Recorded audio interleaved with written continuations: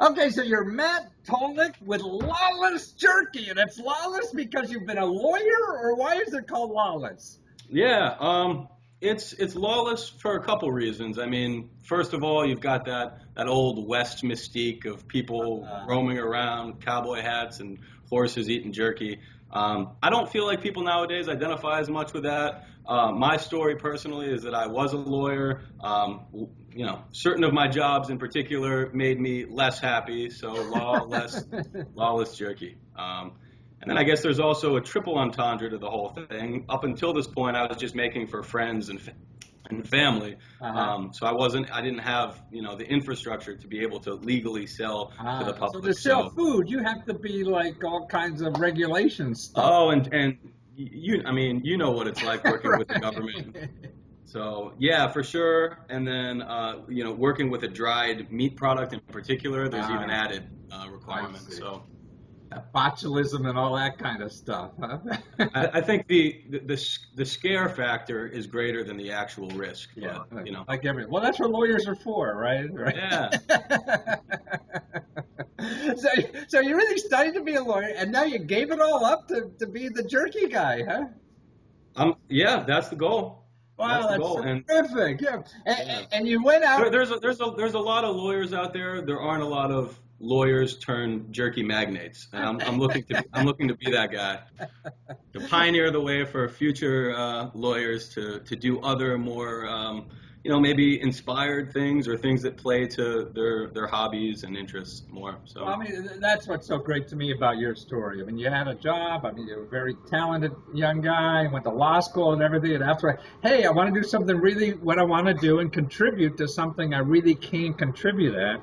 And that's really the focus of my work, is trying to encourage people to do things like you. We don't need another goddamn lawyer. We need better jerky.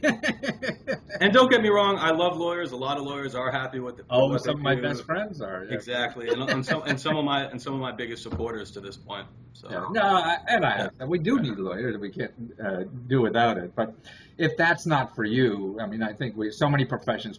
See, I want to stop the world. I think we're all in someone else's job because we got there for some reason. So I said, well, that's okay.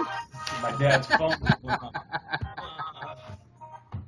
I see. That's more orders for lawless jerky, isn't it? Oh man, yeah, right. But if you get the job you really want to do, you're going to, give to the rest of us more than anything. You're going to work harder. You're going to contribute more in life, and all that kind of stuff. So I see that's what you're doing. But now, you never used Kickstarter before, correct? No, I've only backed one project up to this point, and it's a jerky project, and this is the first of my projects that I've ever hosted, and I guess it kind of goes without saying, because we've so far outstripped the goal to this point that Kickstarter has been great to me.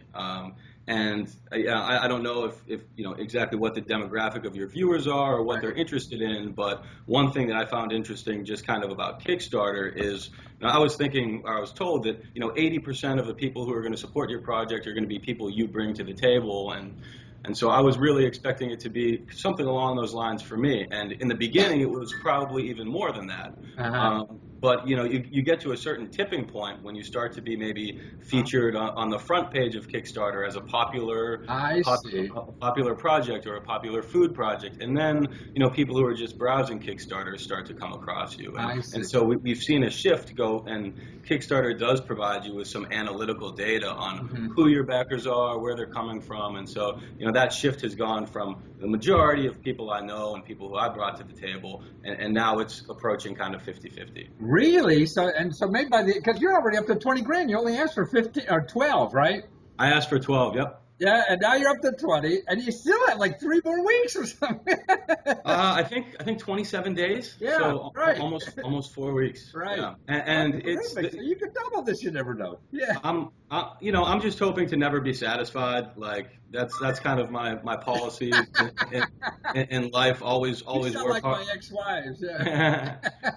Work hard to just make things better. And Yeah. you know, it's been great up to this point. Now I got to get a little bit more creative, because it's easy to send out a message to all your Facebook friends or all your email contacts and say, I mean, you know, I've been dabbling with Jerky for a long time. I'm looking to take it to the next level. Please, like, anything you could do to support me. But you know, once that's kind of, you know, tapped out as a resource, what you do next. Well, So, now, I mean, to me, you know, there's a market. I mean, you went to the customers and said, hey, will anybody buy this stuff? And what do you got? You got 500 people raising their hands. They're putting up money to buy it already, and you don't even have a product.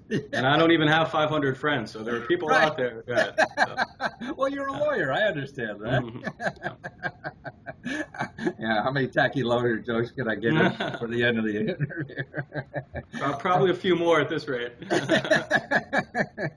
But it's just wonderful to see somebody that, you know, taking their passion and making a living out of it. I mean, I think that's the key to getting through this terrible life we all have to get through, you know. If I have a chance to have my work be something that energizes and inspires me, then that would be great. Yeah, So. I believe, and that's what I feel so, you know, grateful for it in my life, and have been for many years. After I had I got an MBA in computer science back in the 70s, where computers were as big as this house, you know. And I finally got out of that and doing something. And I haven't worked in 35 years and feel so embarrassed about it. So I try to encourage other people to take advantage of opportunities like Kickstarter, man. Oh yeah. Do what you did, you know.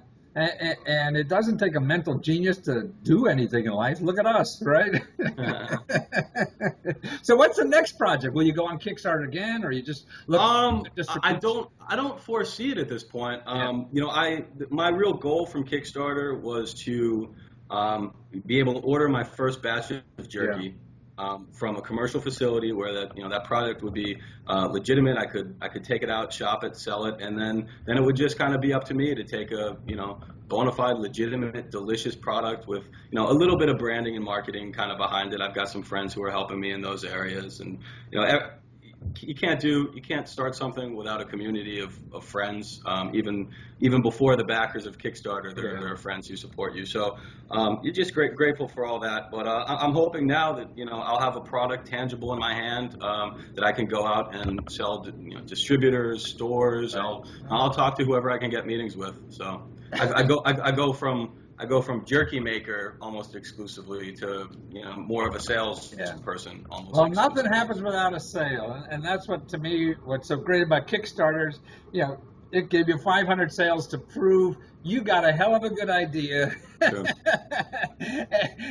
and you're on your way. And so great of you to be doing this, Matt, and to take your life in your hands to do what you really want to do. And I congratulate you, and best of success, and I'll remember you when.